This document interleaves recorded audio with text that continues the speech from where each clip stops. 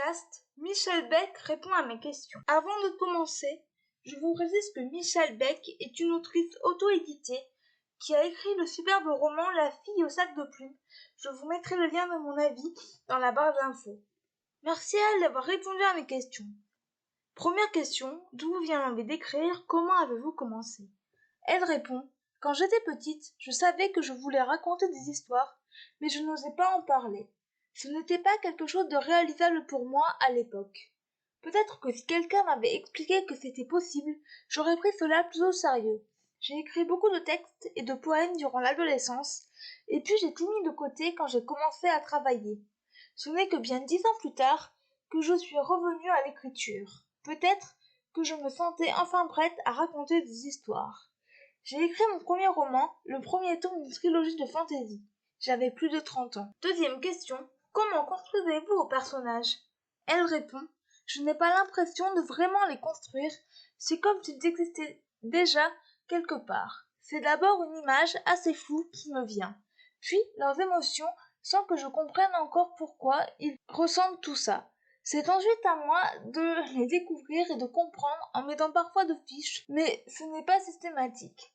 Je sais bien qu'en réalité, c'est mon subconscient qui fait le job, puisque les personnages vivent en moi de longs mois, voire années, avant que j'écrive leur histoire.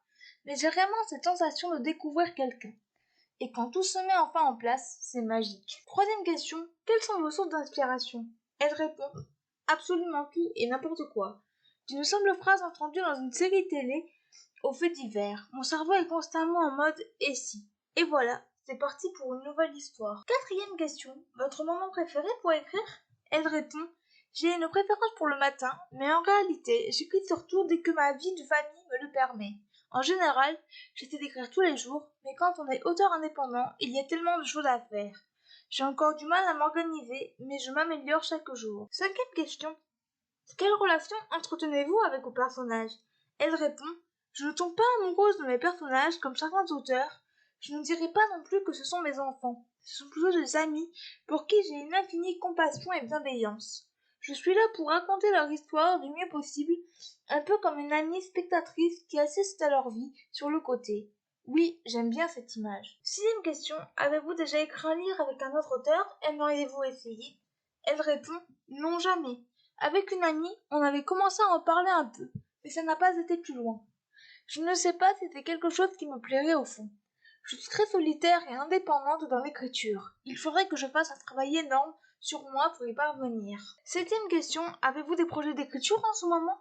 Elle répond, oh oui, j'en ai toujours plusieurs en cours. En général, j'ai un voire 2 romans en cours d'écriture et 2 ou 3 autres en préparation. En ce moment, j'écris la suite de ma romance Full Contact, publiée aux éditions City, puis ce sera au tour de Valérian, un personnage secondaire de ma trilogie fantastique Les Gardiens des Anges, et de dévoiler son histoire.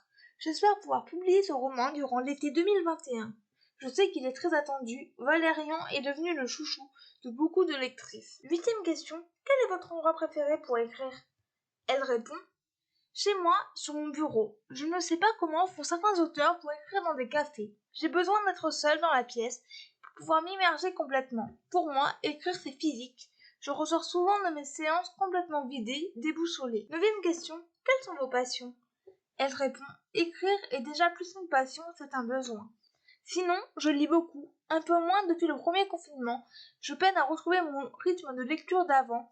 Je suis aussi une grande consommatrice de séries et j'aime marcher dans la nature et surtout passer du temps avec ma famille. Ils sont essentiels à mon équilibre. Dixième question, votre signe astrologique? Elle répond, Sagittaire. Et si ma fille était là, au moment où je vous parle, elle pourrait vous en dire beaucoup plus comme mon ascendant ou mon signe lunaire. J'ai du mal à tout retenir. Pourtant, c'est quelque chose qui m'intéresse de plus en plus. Je suis par exemple depuis quelques mois sur Insta les oracles d'Isa et je suis chaque fois bluffée de la justesse de ce qu'elle écrit et à quel point ça a une résonance en moi. Onzième question. Si vous étiez une capitale mondiale, quelle serait-elle? Elle répond, aucune.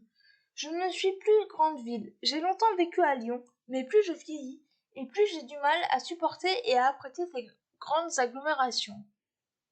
Mes rêves de voyage n'ont rien à voir avec toutes ces grandes villes. Deuxième question, votre plat préféré? Elle répond, pizza maison au fromage ou spaghetti en sauce bolognaise, sans la viande puisque je suis végétarienne, même si en ce moment je raffole les tacos, ceux avec des frites et plein de fromage à l'intérieur, mais toujours maison.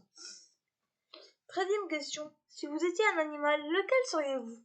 Elle répond un tigre, pour son côté solitaire, et parce que j'ai toujours été fascinée par ces gros félins. Mais réellement, je ne voudrais être aucun animal sur cette terre, on les traite bien trop mal. 14e question. Êtes-vous plutôt plat salé ou sucré? Elle répond salé, sans hésiter. Je craque plus facilement devant un bol de chips qu'un bol de bonbons. D'ailleurs, je n'aime même pas ça, les bonbons. Par contre, j'adore le chocolat noir, de la marque Lindt, si jamais quelqu'un voulait m'en offrir. 15e question. Thé ou café? Elle répond thé. J'en bois 2-3 par jour, mais j'adore aussi les cappuccinos. C'est mon petit plaisir du matin, je l'avoue. 16e et dernière question. Que préférez-vous écrire? Les personnages? Les lieux? Elle répond j'aime un peu tout. Par contre, il y a certaines choses pour lesquelles je me sens moins à l'aise, comme les scènes de bataille. J'ai plus de facilité avec les émotions des personnages, ça doit venir de mon hypersensibilité, je suppose. C'est un point qui revient souvent dans les commentaires des lecteurs, les émotions. Voilà, c'en est tout pour ce podcast. J'espère qu'il vous aura plu. N'hésitez pas à me donner votre avis et vos commentaires sur YouTube, à vous abonner à la chaîne, et je vous retrouve très bientôt pour un nouveau podcast. Ciao!